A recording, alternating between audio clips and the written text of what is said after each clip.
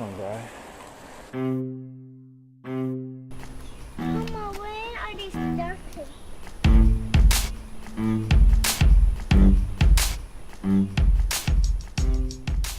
Good morning, Hobart commuter here. Welcome to a nice, cold, grey and wet day in Hobart. That's my least favourite conditions to ride in when there's a wet road. This increases my stopping distance considerably.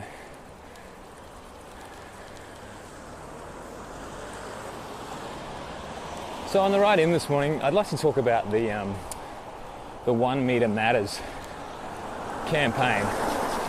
It's been going on for many years in the cycling community, and it's both a sort of a lobbying campaign and an educational tool as well, because the campaign's been successful in a lot of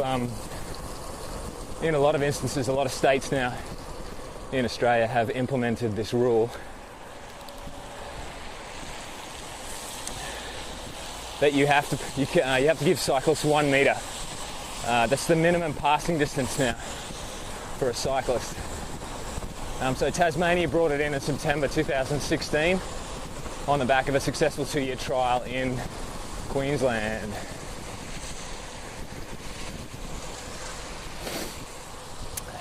So just the rule here in Tasmania is anywhere below 60 kilometres an hour, you have to give bikes 1 metre, and anything beyond 60 kilometres an hour, it's 1.5 metres.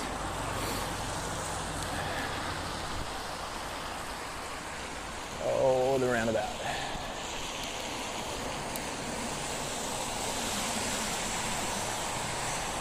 So what does it mean to give a bike 1 metre 1 metre width on their side?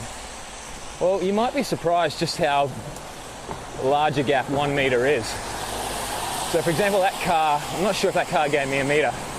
It's no big deal. I want to show you, it's quite large. I'm going to show you a clip right now from Canada where the police had sonars on their bikes. Actually, I won't talk about it. I'll just show you the clip now. The exact name of it. Fantastic.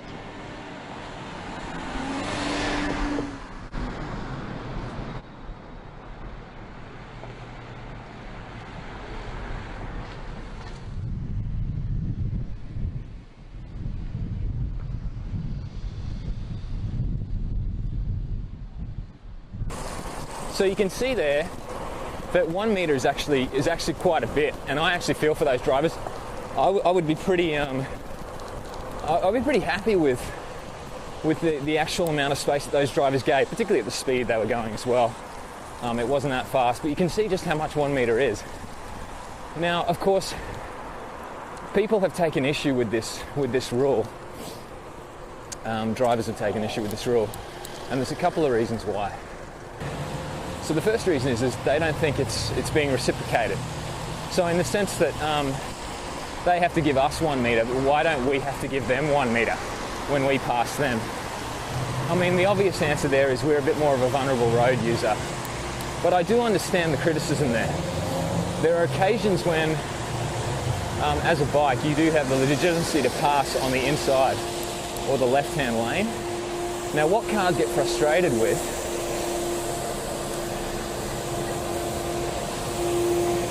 be careful here with this truck. So what cars get frustrated with is they wait ages, let's say 100 metres to pass a bike, and they pass them in a safe manner, after which they stop at a light or something, and then the bike just goes by them and they have to do it all again. So it becomes this dance where they go to and fro, and I think that frustrates cars. So I can understand the point there.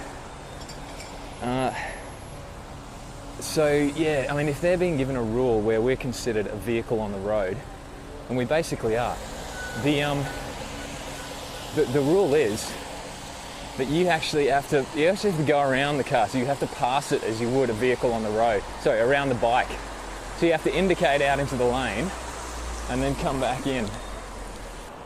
The reason why it's interesting to me as well is because at the moment Victoria is I think the Victorian Police Association, and maybe even the Bicycle Association, though I might be wrong on that, they're basically trying to block the enactment of this law, which has been proposed by the Greens, I think, in Victoria, to put them in line with the rest of the states, most of whom have taken up this 1 metre rule. Now I think the police argument is that that the law doesn't work, so there hasn't been a sort of a decrease in the number of fatalities or injuries to cyclists since the introduction of the law. So they've obviously done this on a very trial basis. They've trialled it for 2 or 5 years and stuff like that, and then had a look at the data. So one is the data is inconclusive about whether it actually does improve cycling safety. The other thing is, what's going on here? Okay, somebody's been to the movies. So the other thing was that police argue it will be very difficult to enforce.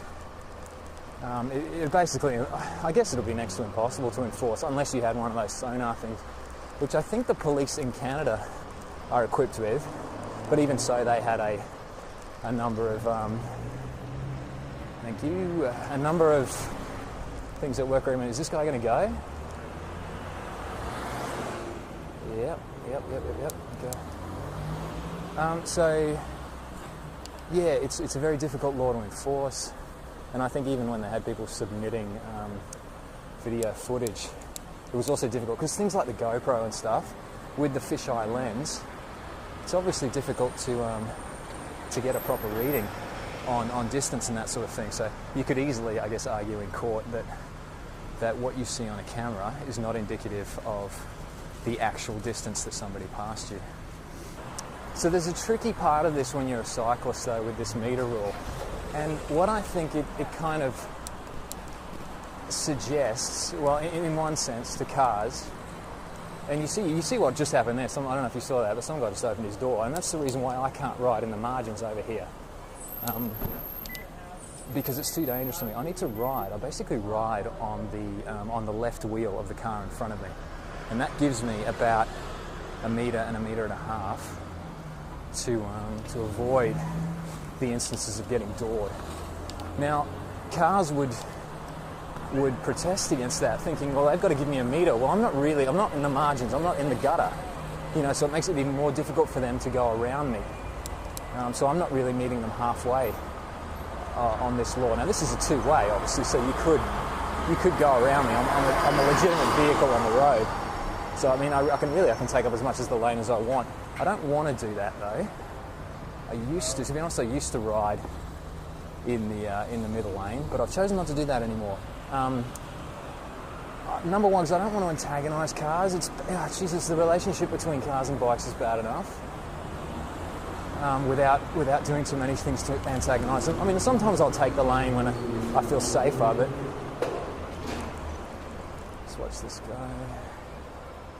But for the most part, plus motorcycles come alongside you as well, and you want to give them free passage. There's no point in taking up the road against them. So just as a final thought, just to try and draw a very flimsy analogy between the importance of this 1 metre rule and just something I saw in the movies a couple of years back. There's this wonderful movie called Moneyball. It was starring Brad Pitt, and he was this manager of this low-level baseball team, and he recruited this Harvard graduate to basically fix his team, try and put it together with the minimum amount of money. And the graduate was a statistician, an economics guy, and they were basically recruiting players on the basis of whether they could make base or not. Something like that. Can he get on base, I think it was. So there's a round table discussion in the movie during which the kind of old scouts are trying to convince Brad Pitt of the old ways. Actually, what am I talking about? It'll be on the internet. I'll load it up. Billy, his legs are gone. Billy. He's a defensive liability, and I question whether the bat speed's still there. His legs are gone. Grady. We'll be lucky to get 60 games out of him. Why do you like him? Because he gets on base. And he can't throw. He can't throw and he can't field. But what can he do? Oh, boy. Guys, check your reports or I'm going to point at people. He can get on base. So I feel like it would sort of be similar, or in a discussion about this law, about the 1 metre rule, or the 1 metre law for cyclists. Like people sitting around a table, and someone might say, well, police can't measure, they can't prosecute this law. It's impossible to prosecute. And whoever's making the decision just points at the Harvard guy. He says, well, it legitimizes cyclists on the road. Somebody might say, well, it antagonizes cars. It doesn't do anything for the relationship between cars and bikes. It legitimizes cyclists on the road. Cycling groups might say, well, as to a government, well, you're dodging your responsibility. We don't want laws to protect cyclists on the road so much as we want separate infrastructure to take cyclists off the road. So by doing this law, you're basically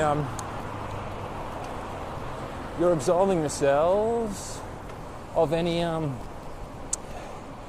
responsibility of putting the energy where it's needed actually for cyclists. To which Brad Pitt replies, it legitimizes cyclists on the road. So, of course, that's a little bit silly, but I just feel like that's such an important aspect of this legislation. So even if the empirical data doesn't back up that it reduces or it improves the safety of cyclists, I still think it's a hugely important legislation. And just finally, very finally, the other point I wanted to make was, if you're setting this standard that there is a 1 metre exclusion zone around cyclists, you're basically indicating to the other road users that cyclists are vulnerable on the roads, in the same way pedestrians are vulnerable on pathways. So cyclists have to give pedestrians 1 metre as well. It's an exclusion zone in the same sense. So that's more than enough about that. Thanks for sticking with me if you've come this far, and I'll see you guys next time.